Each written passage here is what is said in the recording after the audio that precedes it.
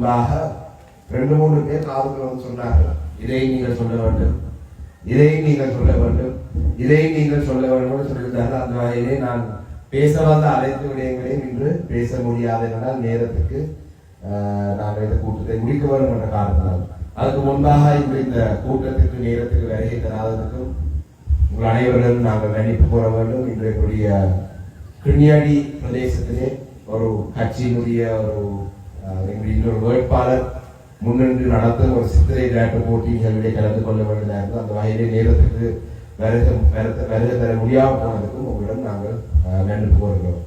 உண்மையிலே இந்த 2025ஆம் ஆண்டு உள்ளாட்சி மன்ற தேர்தலானது இந்த பட்டிமல பிரதேசத்தை பொறுத்தளவிலே எனக்கு முன்பாக பேசிய பேச்சாளர்கள் சொன்னது போல இந்த பட்டிமலை பிரதேச செயலகத்தை இந்த 10 வட்டாரங்கள் இலங்கை தமிழரசு கட்சி வெல்லுவது என்பது உறுதி செய்யப்படுத்தப்பட்ட ஒரு வெற்றி. இதுல எந்த மாற்றமும் இல்லை, இதுல எந்த மாற்று கருத்தும் இல்லை. என்னுடைய வெற்றி உறுதி செய்யப்படுத்தப்பட்ட ஒரு வெற்றி.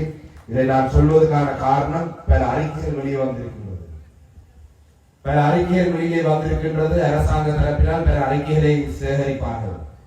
தேர்தலுக்கு ஒரு 2 வாரங்களுக்கு முன்பாக 3 வாரங்களுக்கு முன்பாக தங்களுடைய இந்த கள நிலவரங்கள் எவ்வாறு இருக்கின்றதை அரசாங்கம் அறிவதற்காக சில அறிக்கைகளை எடுப்பார்கள். அந்த அறிக்கைகளை பார்க்கும் பொழுது பட்டிமலை பிரதேசத்திலே அரசாங்கத்துக்கு முற்றாக எதிராக தமிழரசு கட்சிக்கு ஆதரவாக இருக்கின்ற செய்தி வந்திருக்கின்றது. அந்த வகையிலே இன்னும் அதிகமாக என்னுடைய கட்சியை சேர்ந்த உழைத்தால் நாங்கள் அந்த 10 வட்டாரங்களை வெல்வதோடு சேர்த்து எங்களுடைய பட்டியல் ஆசனங்களை நாங்கள் அதிகளவாக இருக்கக்கூடிய ஒரு சூழல் வரலாம்.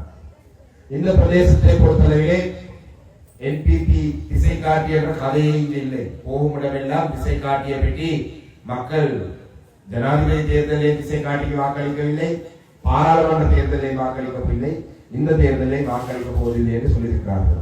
ஆனால் இன்னும் 2 கட்சிகள் இந்த மாவட்டத்தில், இன்னும் 2 கட்சிகள், அதில் ஒரு கட்சியுடைய தலைவர் அண்மையிலே சிறைக்கு சென்றிருந்தார்.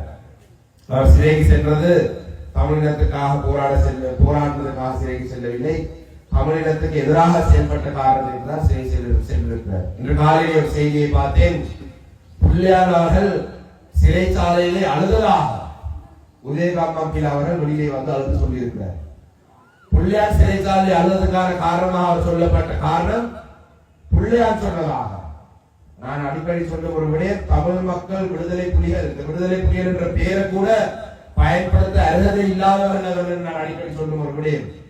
பிள்ளையார் அவர் அழுது சொன்னதாக உதயகாம்பினுடைய செய்தியிலே இருக்கும் விடயம், நான் செய்த என்னை சிறையிலே அடைக்கிறதுக்கு நீங்கள் தான் செய்த ஒரே ஒரு குற்றம், விடுதலை புலிகள் அமைப்பை அழிக்கிறதுக்கு நான் சிங்கள மக்களுக்கு உதவி செய்ததுதான் என்னை சிறையிலே அழிக்கிறதுக்கான குற்றமா? தமிழ் மக்களை கொலை செய்வதற்காக நான் இலங்கை அரசாங்கத்துக்கு ஆதரவாக நின்றதுதான் நான் செய்த குற்றமாக உதயகாம்பிடம் கேட்டு பிள்ளையார் அழுததாக இன்று உதயகாம்பிலூடாக செய்தி வந்திருக்கு. இந்த வகையிலே இந்த பிரதேசத்திலே கடந்த பாராளுமன்ற தேர்தலிலே எங்களுடைய மக்கள் சரியான பதிலடி அந்த கட்சியை கொடுத்திருந்தார்கள்.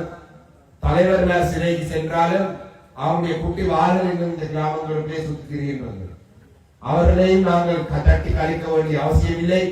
அவர்களிடம் பேசி எங்களுடைய கட்சியினுடைய சிந்தனைகள், ஏன் எங்களுடைய கட்சியை வாக்களிக்க வேண்டும் என்ற விடயத்தை சொல்லி நாங்கள் அவர்களை ஒன்றாக சேர்த்துக் கொள்ள வேண்டும். அதே போலதான் இந்த பிரதேசத்திலே நான் கேள்விப்பட்டேன், கடந்த தேர்தலிலே சங்கு சின்னத்திலே களமிறங்கி மக்களை ஏமாற்றி சென்ற ஒரு சிலர் இம்முறை காலால் உழைப்போம், நாங்கள் ஒரு பந்து காலால் உழைக்கிற அந்த பந்து சின்னத்திலே இம்முறை களமிறங்கி இருக்கிறாங்க என்று கேள்விப்பட்டனர். அவர்கள் அப்படியே காலால் அப்படியே உதைத்து விடுவோம், ஆக்களை கிட்டே எழுதுகிறார்கள். என்னென்னு சொன்னால் இம்முறை இந்த தேர்தலிலே இந்த பிரதேசத்திலே நாங்கள் அதிகளவான ஆசனங்களை எடுத்தால் மாத்திரம்தான் நாங்கள் இந்த பிரதேசத்தில் இருக்கும் பல பிரச்சனையை தீர்த்துக் கொள்ள முடியும்.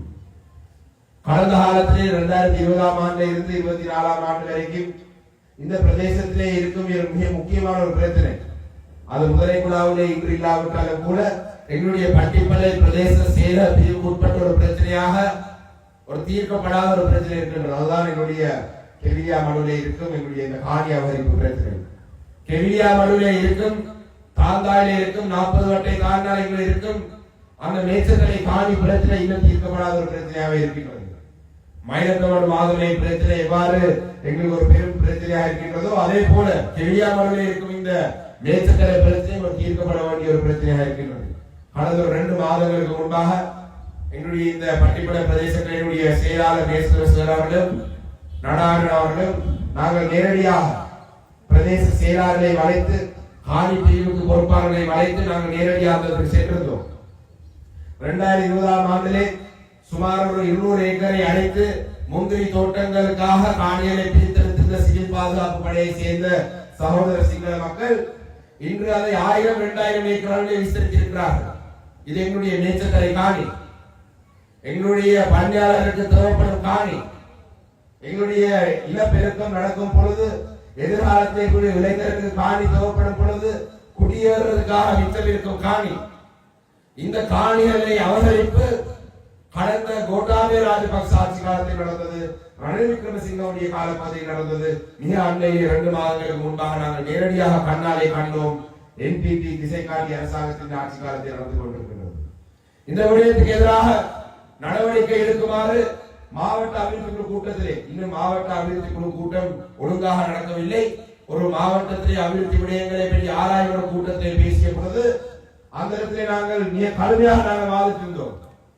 தமிழ் மக்கள் வாழும் பிரதேசத்திலே ஒரு தமிழர் சகோதரர், ஒரு தமிழர் ஒரு சின்ன கத்தியை எடுத்து ஃபாரஸ்ட் எல்லைக்குள்ளே போனால் கூட அவர்களை கைது செய்து அவர்களுக்கு எதிராக வழக்கு தாக்கல் செய்யும் அரசாங்கம் ஏன் ஆயிரக்கணக்கான ஏக்கரை பெரும்பான்மை சமூகத்தை சேர்ந்த சகோதரர்கள் இந்த கெவிலியாமடு பிரதேசத்தை ஆக்கிரமிப்பு செய்து வேலிகளை அடைத்து தங்களுடைய பேர் பலகையை போட்டு சில காணிகளை இந்த தரப்புக்கு வித்திருக்கும் பொழுதும் கூட ஏன் ஃபாரஸ்டை சேர்ந்தவர்களுக்கான நடவடிக்கை எடுக்க நாங்கள் கேட்ட பொழுது திசை காட்டி அரசாங்கத்துக்கு அதற்கான பதில் இல்லை. ஏனென்றால் இதுவும் பெரும்பான்மை சமூகத்தினுடைய ஆதரவு, பெரும்பாலான ஆதரவுடன் இயங்கும் ஒரு அரசாங்கம். அந்த வகையிலே இந்த கெவிலியாமடு பிரச்சனையானது இந்த ஃபாரஸ்டுக்கு சொந்தமான பிரச்சனையானது ஒரு சிறிய உதாரணம் மாத்திரம்தான். இதை விட பல அதிகமான உதாரணங்களை நாங்கள் வழங்கலாம். ஆனால் 6 மணி ஆகிவிட்டது. நாங்கள் எதிர்வரும் 2025ஆம் ஆண்டு மே மாதம் 6ஆம் தேதி இலங்கை தமிழரசு கட்சிக்கு நாங்கள் வாக்களிக்காமல் விட்டால் பட்டிப்படையிலே இந்த கெவிலியாமடு பிரதேசத்திலே இன்று இருக்கும் பிரச்சனை மெல்ல மெல்ல மெல்ல மெல்ல மெல்ல எங்களுடைய பிரதேசத்திற்கு வந்து சேரும். இந்த விடயங்களை தட்டி கேட்கிறதாக இருந்தாலும் சரி, இந்த விடயங்களுக்கான தீர்வுகளை பெற்றெடுக்கிறதாக இருந்தாலும் சரி, இந்த விடயங்களுக்கு அரசாங்கத்துடன் நாங்கள் பேரும் பேசுவதாக இருந்தாலும் சரி, இந்த பிரச்சனைகள் தமிழ் மக்களுடைய பிரச்சனைகள் என்று தமிழ் மக்களுக்கு சொல்லக்கூடிய ஒரு சந்தர்ப்பம் தான் இந்த மே மாதம் 6ஆம் தேதி நடைபெற இருக்கும் எங்களுடைய உள்ளூராட்சி மன்ற தேர்தல். இதிலே மட்டக்களப்பு மாவட்டத்தில் எங்களுடைய மக்கள் இந்த செய்தியை சொல்ல போறதை பற்றி, அரசாங்கத்தின் இந்த செய்தியை சொல்வதை பற்றி எங்களுக்கு எந்த சந்தேகமும் இல்லை. இதிலே மிக முக்கியமாக எங்களுடைய வடக்கு கிழக்கிலே எங்களுடைய தமிழர் தாயகத்திலே இருக்கும் அனைத்து மக்களும் இந்த செய்தியை எதிர்வரும் மே மாதம் 6ஆம் தேதி சொன்னால் மாத்திரம்தான் நாங்கள் தொடர்ந்தும் தமிழ் மக்களுடைய சார்பிலே நாங்கள் பேரம் பேசக்கூடியவர்களாக, தமிழ் மக்களுடைய சார்பிலே பேச்சுவார்த்தை நடத்தக்கூடியவர்களாக நாங்கள் இருப்போம். அந்த வகையிலே இன்று இந்த கூட்டத்தை நடத்துவதற்கு உண்மையிலே பட்டிப்படை பிரதேசத்திலே பற்றி எப்பொழுதும் நாங்கள் பெருமையாக சொல்லும் ஒரு விடயம், உங்களுடைய மாவட்டத்திலே இயங்கும் தமிழரசு கட்சியில் இருக்கும் கிளைகளுக்குள்ளே ஒரு மிக சிறந்த கிளையாக எப்பொழுதும் செயல்பட்டுக் கொண்டிருக்கும் ஒரு கிளைதான் எங்களுடைய பட்டிப்படை கிளை. இந்த பட்டிப்படை கிளைக்கான ஒரு மகளிர் அணி, இந்த பட்டிப்படை கிளைக்கான ஒரு வாலிபர் அணி, பட்டிப்படை கிளையிலே சில பொறுப்புகளை கொடுத்தால் நாங்கள் அதுக்கு பிறகு என்ன நடந்தது எல்லாம் கேட்க தேவையில்லை, நேரத்துக்கு நாங்கள் வந்தால் மட்டும் போதும். அந்த வகையிலே இந்த பட்டிப்படை கிளையை பார்த்து ஒரு முன்னுதாரணமாக வைக்கின்ற மாவட்டத்திலே ஏனைய கிளைகளும் மிக சிறந்த செயல்பாடுடன் தங்களுடைய தேர்தல் பரப்புரையை செய்து வருகின்றார்கள். இன்றைய இந்த கூட்டத்தை கூட நாங்கள் எங்களுடைய மகளிர் தீவிர கலாச்சார மண்டபத்தை நாங்கள் ஆரம்பத்தை நடத்தலாம் என்றிருந்தோம். ஆனால் சில புல்லுரிமையுடைய முறைப்பாடின் காரணமாக அதை நாங்கள் நிறுத்த வேண்டியதாக வந்தது. அதனைத் தொடர்ந்து நாங்கள் இந்த மைதானத்திலே தான் இந்த கூட்டத்தை நடத்த போவோம் என்று சொன்னால் அதிலே ஒரு தனியார் காணி, அரச காணி என்ற ஒரு பிரச்சனை கொண்டு இறுதி கட்டத்தில் இந்த கூட்டத்தை நடைபெற முடியாமல் செய்யும் வகையான சில செயல்பாடுகளை கொண்டிருந்தாங்க. ஆனால் அது அனைத்தையும் தாண்டி இன்று இந்த கூட்டத்தை நாங்கள் மிக சிறப்பாக நடத்திருக்கிறோம் என்று சொல்லி சொன்னால் இலங்கை தமிழரசு கட்சியுடைய வெற்றி எதிர்வரும் மே மாதம் 6ஆம் தேதி பறக்க முடியாது என்பதற்கான ஒரு சான்றாக அமையும் என்று சொல்லி என்னுடைய உரையை முடித்துக் கொள்கிறேன். நன்றி, வணக்கம். அரசாங்கத்தை பார்த்து எங்களுடைய மக்களுடைய நியாயமான கேள்விகளை, மக்களுடைய சார்பில் எங்களுடைய மக்களுடைய நியாயமான பிரச்சனைகளை அரசாங்கத்திடம் நாங்கள் கேட்கும் பொழுது, இல்லையாவிட்டால் அரசாங்கத்திடம் நாங்கள் தீர்வுகளை கேட்கும் பொழுது, அந்த கேள்விகள் இல்லையென்றால் இந்த பிரச்சனைகள் எங்களுடைய மக்களுடைய கேள்வி, இது மக்களுடைய பிரச்சனை என்றதை அரசாங்கத்துக்கு சொல்லக்கூடிய வகையாக ஒரு சந்தர்ப்பத்தை ஏற்படுத்துவதற்கான ஒரு தேர்தலாகவே இந்த தேர்தல் அமைந்திருக்கின்றது. குறிப்பாக எனக்கு முன்பு பேசிய அனைவரும் சொன்னார்கள், மட்டக்களப்பு மாவட்டத்திலே கடந்த 2 தேர்தலிலுமே எங்களுக்கு இந்த பிரச்சனை இருக்கவில்லை, இந்த தேர்தலையும் எங்களுக்கு எந்த பிரச்சனையும் இருக்க போவதில்லை. இலங்கை தமிழரசு கட்சி நாங்கள் போட்டி போடும் 9 பிரதானமாக இருக்கும் 9 பிரதேச சபையிலே நாங்கள் ஆட்சி அமைப்போம். எங்களுடைய வேட்பாளர்கள், எங்களுடைய உறுப்பினர்கள் ஆதரவு அளிக்கிற கட்சி தான் ஏறாவூர் மற்றும் ஓட்டமாவடி பிரதேச சபைகளை ஆட்சி அமைக்கும். அதில் எந்த மாற்றமும் இல்லை. ஆனால் இந்த செய்தியை நாங்கள் மிக முக்கியமாக தொடர்ச்சியாக நாங்கள் நடாத்தி கொண்டு வரக்கும் இந்த கூட்டங்களில் நாங்கள் இந்த சொல்ற செய்தி ஊடகம் ஊடாக மிக முக்கியமாக வடக்கு கிழக்கு பூராவும் சென்றடையும். வடக்கு கிழக்கு பூராவும் இந்த சென்றடையும் செய்தியை பார்த்து, தென்னிலங்கையில் இருக்கும் மக்கள் இந்த செய்தியை பார்த்து இலங்கை தமிழரசு கட்சி தமிழ் மக்களுடைய சார்பிலே தொடர்ந்து பேசுவதற்கு ஒரு பலமான ஒரு அணியாக இருக்கின்றது என்ற செய்தியை நாங்கள் சொல்லக்கூடிய வகையாக எங்களுடைய மக்கள் இந்த தேர்தலில் எங்களை மாற்ற வேண்டும் என்றுதான் எங்களுடைய நோக்கம். மிக முக்கியமாக இன்று பார்த்தீர்கள் சொன்னால், நாட்டிலே ஒரு ஜனாதிபதி அவர்களுக்கு தேர்தல் ஆணைக்குழு ஒரு கடிதம் எழுதி நாட்டிலே ஜனாதிபதி தேர்தல் சட்டங்களை மீறுகிறார் என்று சொல்லி எழுதிய முதலாவது ஒரு சந்தர்ப்பம் நான் இந்த முறை தேர்தலில் தான் நடந்திருக்கும். சாதாரண வேட்பாளர்கள் தேர்தல் சட்டங்களை மீறுகிறார் என்றது ஒரு எல்லா பிரதேச சபைகளிலும் ஒரு சில வேட்பாளர்கள் சில நேரம் விஷயம் தெரியாமல் சில தேர்தல் சட்டங்களை மீறியிருக்கிறார். ஆனால் நாட்டினுடைய ஒரு பாராளுமன்ற ஜனாதிபதி, ஒரு நாட்டுடைய ஒரு ஜனாதிபதி தேர்தல் சட்டங்களை மீறுகிறார். தேர்தல் சட்டங்களை மீறும் வகையாக உங்களுடைய செயல்பாடுகளை நிறுத்துங்கள் என்று தேர்தல் ஆணைக்குழு ஜனாதிபதிக்கு எழுதிய முதலாவது சந்தர்ப்பம் இந்த 2025ஆம் ஆண்டு உள்ளூராட்சி மன்ற தேர்தலில் தான் இருக்கும். ஏனென்றால் நாட்டிலே ஜனாதிபதி அவர்கள் இது உள்ளூராட்சி மன்ற தேர்தல் நடக்கிற காலப்பகுதியிலே உங்களுக்கு தெரியும், அடுத்த ஞாயிற்றுக்கிழமை வந்தால் ஈஸ்டர் பண்டிகை வருகின்றது. கிறிஸ்தவ சகோதரர்கள் ஈஸ்டர் பண்டிகையை கொண்டு வார்கள்.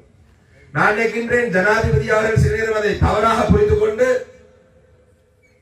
இந்த ஈஸ்டர் சண்டைக்கு பதிலாக நத்தால் பண்டிகை எதுவும் வருதுன்னு சொல்லி நினைத்துக் கொண்டிருக்கிறாரோ தெரியாது. நான் அதை ஏன் சொல்றேன் என்று சொல்லி சொன்னால், ஜனாதிபதி இந்த நத்தால் பண்டிகை கொண்டாடும் காலப்பகுதியிலே இந்த நத்தால் பாப்பான்னு ஒருவர் வருவார். நத்தால் பாப்பா சில பரிசுகளை கொண்டு குழந்தைகளுக்கு கொடுப்பேன். பார்த்திருக்கீங்களே நத்தால் பாப்பா தெரியும் தானே? நத்தால் பாப்பா தெரியாதா இருக்கிறீங்களா?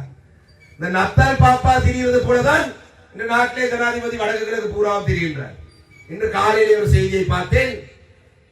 அனுரகுமார் நத்தால் பாப்பாவாக மாறிவிட்டு அனுரகுமார் திசாநாயக சொல்கிறார், மன்னாரின் புத்திரத்தை விளைக்கும் வகையாக 90 கிலோமீட்டர் வீதியை தான் உடனடியாக செய்ய போகிறேன் என்று. கௌரவ ஜனாதிபதி அவர்களே, கடந்த ஒரு மாதத்துக்கு முன்பாக வரவு செலவு திட்டத்தினூடாக மணிக்கோரும் பாராளுமன்றத்தினூடாக வரவு செலவு திட்டத்துக்கான வாக்கெடுப்பை நடத்திய பொழுது, இந்த வரவு செலவு திட்டத்தை தயார்படுத்திய பொழுது உங்களுக்கு தெரியாதா மன்னாரில் இருந்து புத்திரத்துக்கு வீதி புதுசாக போட வேண்டும் என்று? இன்றைக்கு உள்ளூராட்சி மன்ற தேர்தல் வந்த பிறகு நீங்கள் நத்தல் பாப்பாவாக புரியாத காலத்தை மாறின பிறகுதானா உங்களுக்கு கண்ணுக்கு தெரிய வந்தது? சிலர் சொல்லலாம், சரி அவர் அந்த வரவு செலவு திட்டத்தை செய்யவில்லை, எதிரானதை செய்வார். ஆனால் ஜனாதிபதியுடைய சொந்த ஊரான தமுத்தேகம என்ற பிரதேசத்திலே புகையிரத நிலையம் ஒன்றை அமைக்கிறதுக்கு ஆய்வு செய்வதற்கு 100 மில்லியன் ரூபாய் ஒதுக்கப்பட்டிருக்கின்றது. இந்த நத்தல் பாப்பா ஜனாதிபதி மன்னாரிலே இருந்து புத்தளம் வரைக்கும் பாதைக்கு ஆய்வு செய்வதற்கு ஒரு 10 மில்லியன் ரூபாய் நிதியை ஒதுக்கியிருந்தால் நாங்கள் ஏற்றுக்கொள்ளலாம். ஜனாதிபதி உண்மையிலே சரியான எண்ணங்கள் இருக்கின்றது. அவர் இந்த பிரதேசத்திலே இந்த வீதியை புனரமைக்கிறதுக்கான அவருக்கு விருப்பம் உண்டு. ஆனா இது அனைத்து தேர்தலுக்கான வழங்கப்படும் போலியான வாக்குறுதி எங்களுடைய மக்களுக்கு. அதிலே எங்களுடைய துர்ராசிங்கம் ஐயா சொன்னது போல ஜனாதிபதியும் பிரதமர் மாத்திரமல்ல, இந்த நத்தால் பாப்பா இந்த நத்தால் பண்டிகை காலத்திலே வரும் பொழுது ஒரு வாகனத்திலே தான் வருவார். அதை இழுத்துட்டு வர அந்த முன்னுக்கு இழுத்துட்டு வர அந்த மிருகங்களுக்கு ரெயின்டியர் என்று சொல்லுவார்கள். எனக்கு தமிழ்ல ரெயின்டியருக்கு என்ன சொல்றது தெரியாது. எங்கள் ஊர் பாசை எருமமாடு என்று சொல்லுவோம். அந்த எருமமாடுகளை போலதான் சில அமைச்சர்கள் இன்று ஜனாதிபதியை முன்னுக்கு பின்னுக்கு வைத்து நத்தால் பாப்பா போல இழுத்துட்டு போறார்கள். ஏனென்றால் இன்று இன்னொரு செய்தியை பார்த்தேன். ஜனாதிபதி சொல்லியிருக்கிறார், தான் சனத் ஜெயசூரிய கிரிக்கெட் பிளேயர் சனத் ஜெயசூரியரிடம் சொன்னாராம், நீங்கள் எப்படியாவது இந்த நாட்டுக்கு செய்ய வேண்டிய விடயம் யாழ்ப்பாணத்துக்கு ஒரு சர்வதேச மைதானத்தை உருவாக்குறது. அப்ப சனத் ஜெயசூரிய நாட்டிலே ஜனாதிபதியா இல்லாட்டி அனுரகுமார் திசாநாயக நாட்டிலே ஜனாதிபதியா? இது என்னதுக்காக மக்கள் இது நடக்குது என்று சொல்லி சொன்னால், அண்மையிலே பார்த்து நான் பாரத பிரதமர் இலங்கைக்கு வந்த பொழுது இலங்கையிலே 96ஆம் ஆண்டு அந்த வேர்ல்ட் கப்பை வென்ற கிரிக்கெட் வீரர்களை சந்தித்திருந்தார்கள். அதிலே சனச்சார் சூர்யா அவர்கள் வேண்டுகோளை முன்வைக்கிறார் பாரத பிரதமரிடம், நீங்கள் எப்படியாவது யாழ்ப்பாணத்திலே ஒரு சர்வதேச மைதானம் ஒன்றை உருவாக்க வேண்டும். இதை பார்த்து அனுரகுமார் திசாநாயக் இன்றைக்கு நத்தால் பாப்பா என்று சொன்னால் தங்கட பரிசிலை தான் கொடுக்க வேண்டும், வேற கட பரிசிலை களவெடுத்து கொடுக்கணும் நத்தால் பாப்பாவாக அனுரகுமார் திசாநாயக் மாறிவிட்டிருக்கிறார். அப்ப இதுதான் இன்று நாட்டுடைய நிலைமை. மட்டக்களப்பு மாவட்டத்துக்கு வந்த பொழுதும் மேடையில் ஏறி இருந்து மட்டக்களப்பிலே தான் இந்த தேர்தல் ஆணையாளர் சொன்ன தேர்தல் சட்டங்களை மீறும் செயல்பாடு மிக சிறப்பாக செய்துவிட்டு சென்றார். எங்களுடைய மட்டக்களப்பு மாநகர சபையை குறிவைத்து சொன்னார், மத்தியிலே நாங்கள் பாதுகாக்கிற காசை மாநகர சபையிலே கொள்ளையடிக்க விட மாட்டோம், அதுக்கு தான் நாங்கள் பதிலடி கொடுத்த நாங்களும் கடிதம் அனுப்புறோம், தேர்தல் ஆணை கொடுக்கும். தேர்தல் ஆணையர் கேட்டிருக்கிறார், நீங்கள் தயவு செய்து நாட்டிய ஜனாதிபதியாக தேர்தல் சட்டங்களை மீறும் வகையாக செயல்படக்கூடாது. தேர்தல் காலத்திலே நீங்கள் இவ்வாறான வாக்குறுதிகள் நீங்கள் வழங்குவது சட்டவிரோதமானது. தேர்தல் காலத்திலே நீங்கள் அரசாங்கத்திலே இருக்கும் உங்களுடைய பதவியை எங்களுடைய கோபால சுப்ரமணியன் அவர்கள் தன்னுடைய உரையிலே சொன்னார், நாட்டிலே ஜனாதிபதி என்பதை மறந்து என்பிபி ஜனாதிபதி என்பதை போலதான் அவருடைய செயல்பாடு மிக சரியான கருத்து. அவருடைய வாக்குறுதிகள் அனைத்தும் அவர் வழங்கி கொண்டு வருவது தேர்தலை இதற்காக வைத்துதான். மெட்ட மாவட்டங்களுக்கு சென்று என்னென்ன பொய்யெல்லாம் சொல்றாங்களோ தெரியாது. உண்மையிலேயே ஒரு பிரதேச சபை தேர்தல் நடக்கும் பொழுது நான் இலங்கை தமிழரசு கட்சியுடைய மட்டக்களப்பு மாவட்ட தலைவர் என்ற வகையிலே மாவட்டத்தில் நடக்கும் அனைத்து பிரதேச சபையில் இருக்கும் அந்த எல்லைக்குள்ளே ஒரு கூட்டத்தை நடத்தி வருகிறோம். ஆனா நாட்டிலே ஜனாதிபதி அவர்கள் வடக்கு கிழக்கிலே இருக்கும் அனைத்து மட்டக்களப்பை தவிர்த்து ஏனைய பிரதேசங்களுக்கு சென்று தேர்தல் பெறப்புற கூட்டங்களில் இறங்கும் அளவுக்கு அவங்களுடைய நிலைமை ஒரு 6 மாத காலத்துக்குள்ளே அவங்களுடைய செல்வாக்கு மிகவும் குறைந்திருக்கின்றது. அதை உணர்ந்திருக்கிறார்கள். கடந்த பாராளுமன்ற தேர்தலிலே வடமாகாணத்திலே ஒரு சில தமிழ் மக்கள் அவர்களுக்கு போட்ட வாக்கினூடாக இந்த நாட்டிலே தமிழ் மக்களுக்கு அரசியல் ரீதியான எந்த பிரச்சனையும் இல்லை என்று சர்வதேசத்துக்கு சொல்றதுக்கு பயன்படுத்தினார்கள். அதை மீண்டும் பயப்படுறார்கள். தமிழ் மக்கள் இம்முறை சரியான பதிலடியை வழங்கி அந்த தாங்கள் சர்வதேச சமூகத்துக்கு சொல்லும் பொய்யை இதுக்கு மேல சொல்ல முடியாமல் போய்விடும் என்று பயப்பட்டுக் கொண்டிருக்கிறார். அதுக்காகத்தான் நாட்டை ஜனாதிபதி அவர்கள் இன்று வடகிழக்கு பூராவும் இப்படி சுத்தி திரிகிறார். அதிலே சில அமைச்சர் மேலே பார்க்க வேண்டும். இன்று ஒரு அமைச்சருடைய ஒரு பேட்டியில் அவருடைய ஒரு செய்தி ஒன்று வந்திருந்தது, பார்த்திருந்தேன். அதுல செய்தியிலே இருக்கின்றது, நாங்கள் ரவுடியாம், பரவாயில்லை, ரவுடி தான் என்று காட்ட நாங்களும் ரெடி. இது வடமாகாணத்தை சேர்ந்த தேசிய பட்டியலே பிச்சை கழிச்சு வந்த ஒரு அமைச்சர் எங்களுக்கு சொல்ற, நாங்கள் ரவுடியாம், பரவாயில்லை, ரவுடி தான் என்று காட்ட நாங்களும் ரெடி. நீங்கள் ரவுடி என்று எங்களுக்கு எப்போ தெரியும்? தமிழ் மக்களுக்கு எதிராக செய்த சகல ரவுடிசமும் செய்த கட்சி தான் உங்களுடைய கட்சி. இந்த நாட்டிலே தமிழ் மக்களுக்கு ஒரு நிரந்தரமான ஒரு தீர்வாக அதை நாங்கள் முழுமையான தீர்வு ஏற்றுக்கொள்ளாவிட்டாலும் இந்த 13ஆம் திருத்தம் வரும் பொழுது இந்த நாட்டிலே எத்தனையோ புரளிகளை ஏற்படுத்திய ரவுடிகள் நீங்கள் தான், எங்களுக்கு தெரியும். இந்த விடயங்களை மிக முக்கியமான அணிந்தத்தை சொன்னதுக்கான காரணம், கடந்த முறை ஜனாதிபதியை சந்தித்த பொழுதும் அவர்களிடம் சொல்லியிருந்தேன். கடந்த 2 வாரங்களுக்கு முன்பாக என்னுடைய பாராளுமன்ற உறுப்பினர் சிறுநேசன் சார் அவர்கள் நாங்கள் ஒரு கூட்டத்துக்கு சென்ற பொழுது ஜனாதிபதியை சந்திக்கிறதுக்கு அந்த கூட்டம் முடிந்த நேரத்திலே அவரிடம் சொல்லியிருந்தேன், இன்று நீங்கள் தான் எங்களுடைய மாவட்டத்தை 2வது அடி 3வது இடத்தில் இருக்கிறீங்க என்று கட்சி, அதாவது செல்வாக்கு ரீதியாக. அவரிடம் கேட்டார், 1வது இடத்துல யார் இருக்கிறாங்க? அதான் 1வது இடத்துல நாங்கள் தான் இருக்கிறோம், தமிழரசு கட்சி தான் இருக்கிறோம். அவர் நேரடியாக அவருக்கே சொன்னாங்க. இன்று ஜனாதிபதியுடைய கட்சி இந்த மட்டக்களப்பு மாவட்டத்தில் 2ஆம் 3ஆம் இடத்திலே சில பிரதேசங்கள் இருக்கின்றது.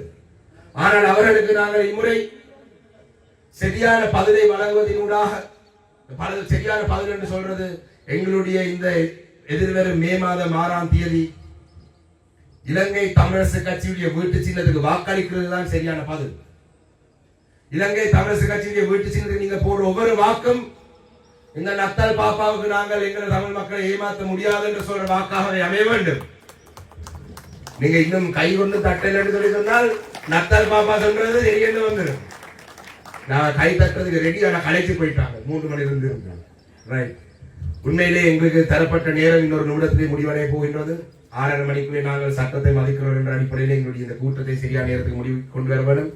மிக முக்கியமாக இந்த வவுனதீவு பிரதேச சபைக்குள்ளே அதிகாரத்தை தந்தால் நாங்கள் செய்ய வேண்டிய பல விடயங்கள் இருக்கின்றது எங்களுக்கு தெரியும். எங்களுடைய பாவப்படிச்சேனைக்கு போகும் வீதி நீண்ட காலமாக ஒரு சேதமடைந்த நிலை இருக்கின்றது. இந்த விடயங்களை நாங்கள் செய்ய வேண்டும். எங்களுடைய இந்த பிரதேசத்திலே ஒரு நீண்ட காலமான குறைபாடாக இருக்கும் சில பாலங்கள் நாங்கள் கட்டி முடிக்க வேண்டும். இந்த பிரதேசத்திலே இருக்கும் பல மைதானங்கள் புனரமைக்கப்பட வேண்டிய தேவை இருக்கின்றது. பல மயானங்களை நாங்கள் சரியாக சீர் செய்ய வேண்டும்.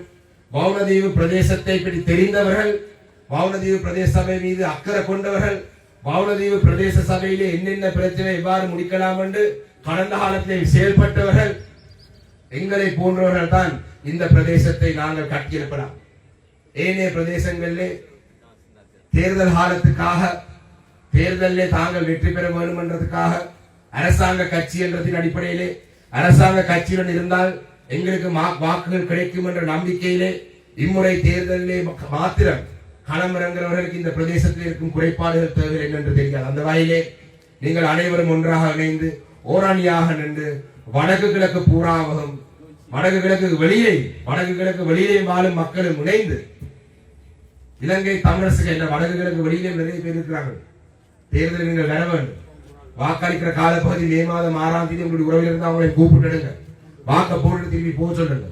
அவங்களை அழைத்து இந்த எதிர்வரும் மே மாதம் 6ஆம் தேதி இலங்கை தமிழரசு கட்சியினுடைய வீட்டு சின்னம் இலங்கை தமிழரசு கட்சி சேர்ந்த நாங்கள் வடக்கு கிழக்கு பூராவும் இருக்கும் அனைத்து பிரதேச சபைகளிலும் ஆட்சி அமைத்திருக்கிறோம் என்ற செய்தியை சொல்வதற்கு நாங்கள் அனைவரும் ஒன்றாக சேர்ந்து உழைக்க வேண்டும் என்று சொல்லி விடைபெறுகிறேன். நன்றி, வணக்கம்.